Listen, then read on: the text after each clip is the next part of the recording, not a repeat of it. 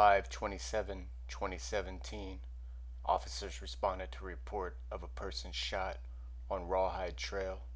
Patrol officers responded to the scene and found 3 individuals suffering from gunshot wounds.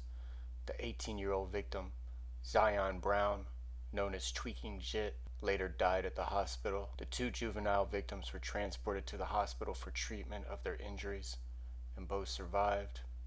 The 16-year-old victim, SB, advised she was asleep on her couch in the living room of her residence.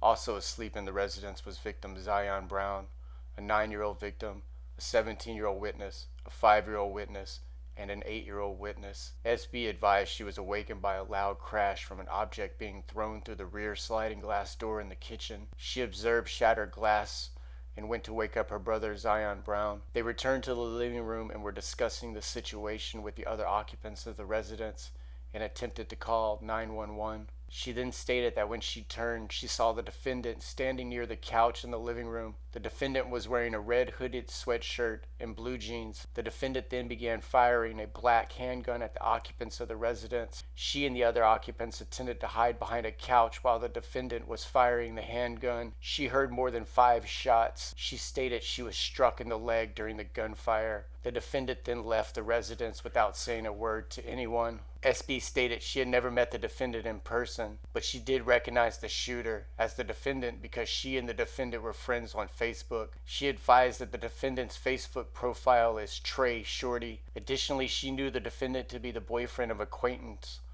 I was able to confirm that Traeshordy is the defendant. The 9-year-old victim, AW, advised she was asleep in the front bedroom and woke up due to hearing crashing sound in the residence. She advised the victim, SB, and told her to come in the living room. While there, she heard 2 gunshots and then observed a black male standing in the living room. The black male was wearing a red jacket and blue jeans, and AW advised that she had never seen this person previously. The black male started shooting, and the victims, Zion Brown and AW, were both shot several times. The black male then left the residence, and she never heard him say anything to anyone. Victim AW stated she heard SB state that the shooter's name was Trae. I presented AW with a photograph, and AW selected 2 photographs from the photo spread, advising that each photograph looked like him. Victim Zion Brown died as a result of the gunshot wounds he suffered during this incident. As victim Zion Brown lay dying, he also named the defendant, Traeshordy, as the person who shot him.